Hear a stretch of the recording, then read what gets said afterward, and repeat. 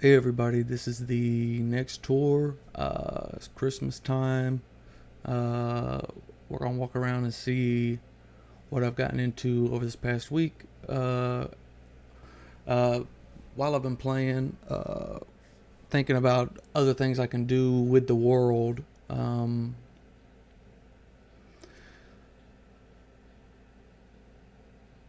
Because I'm limited on time with the job I have. So, uh, just wanting to flesh out more of the world, uh, naming it like I had that episode Comet City. That's the name of the island that we're on.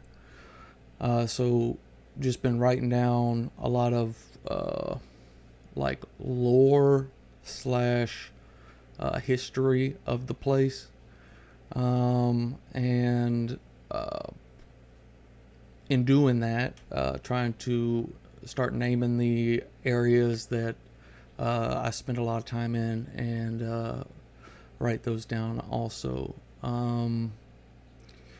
Eventually, I will turn it into books and put it in the actual server. So then there's history uh, in written form in the server. But uh, the main thing is I'm trying to find ways to uh, uh, still be immersed in the world, but considering I have less time to do that, or less time to spend in the world. I try to get some writing done in between breaks of work, so then uh, I keep the world uh, on my mind. Um, I will go walk around and show what I've done. It's Christmas, but uh, because of the uh, theme or the direction I'm going with, not being able to spend as much time on the game, we'll go ahead and sleep real quick. So I have to look further out. You could probably tell there, I've been working a lot on the sand. So even though it's Christmas, we are going to have a beach episode. We'll go out to the beach and I'll show you what's been going on. I'm working out new palettes. One new palette I got is over here on this wall. I'm thinking about doing tough and andesite mixed in to this wall. I've seen a lot of videos of tough being used more, and I've used it in cobblestone texture palettes that I've used before. I think it would look good in that shape on the whole wall, and the andesite kind of gives it streaks to break it up, and uh, I think the diorite breaks it up, and the diorite doesn't go too terribly with cobblestone. It kind of looks like they could go together. So I think those three textures, maybe add in a couple more. I wanted a darker block, so look into that. But those three textures I like on the cobblestone. So I'm gonna. This is the only section of the wall I've done. I also have to come up with a theme for when the I'll show you over here when we get down to look at the what you call it. But that's the color palette I'm going for the walls as of right now. I will have I'll work on that more and more and get a finished design for that, and then I'm just gonna run it across the whole wall, and then that'll be this area like one step closer to being complete. And I think it looks good because the white quartz on the next level up stood out. It was very strong. It stood out a lot. But bringing the diorite down here helps break that up. It doesn't look like it's such a like a jarring, like it stands out. And with bringing the workshop color palette up to the surface, the workshop palette has stone or bone blocks in it, so more white will be coming up here. Obviously, we got the white houses over there, but the diorite will look good just sprinkled into that wall back there. And this is the palette for down here on the sand level. I've worked out an idea. I like the spruce fences. I don't go up above 1 because I want these to actually look like blocks. I don't want them to look like a wall texture. These are like individual blocks that are placed in a way like this. And this level right here would be just like extra buildup of sand. So because sandstone is a hard block to work with because it has that awful line at the top,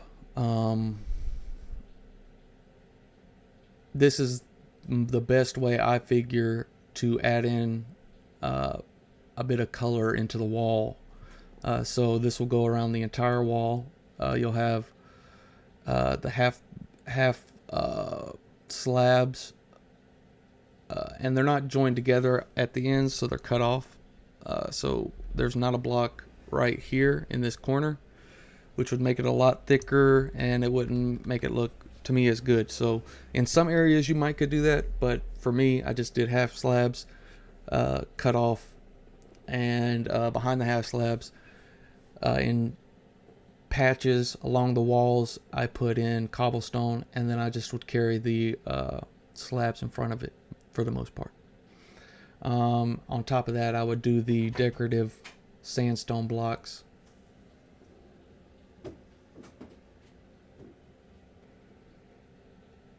All right, redoing that.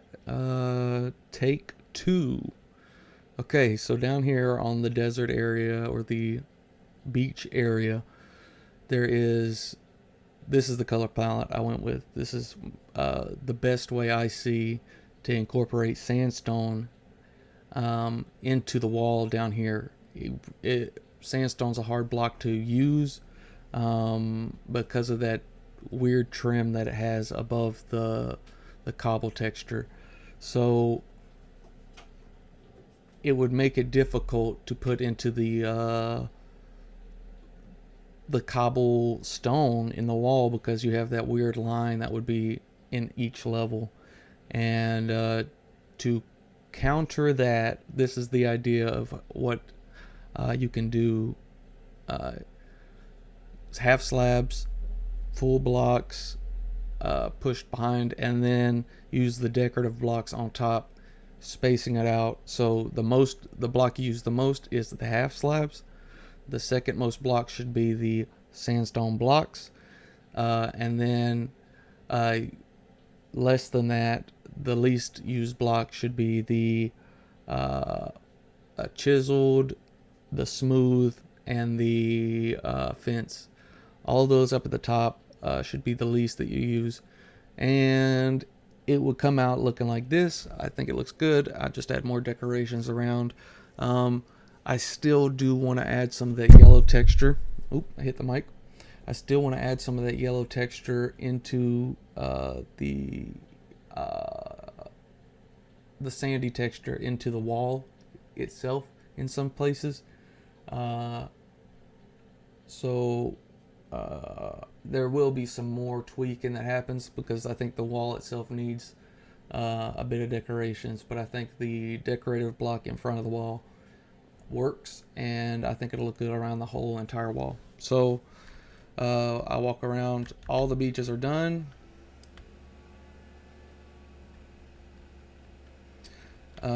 Except for the decorative block. So this is kind of how it looks, and this was more spaced out. It'll look more kind of full and not so sparse. This is the second attempt. This is the first.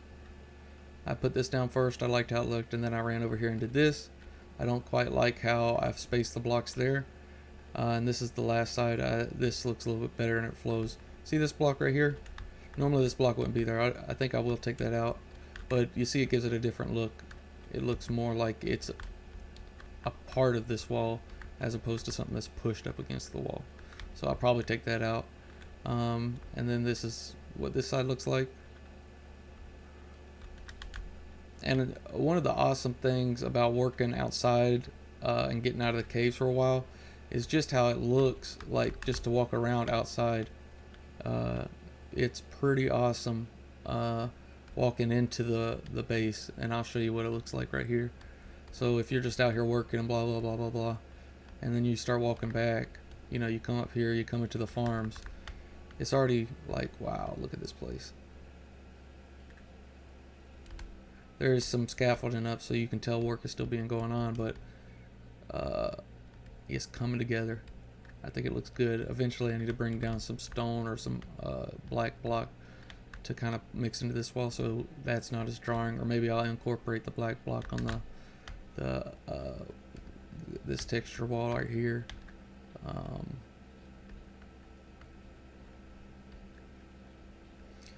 Yep, everything's coming along. I haven't been up here in a while, just done any work, but this is a big wall that needs to be taken care of. All this needs textured. There's still a lot to do.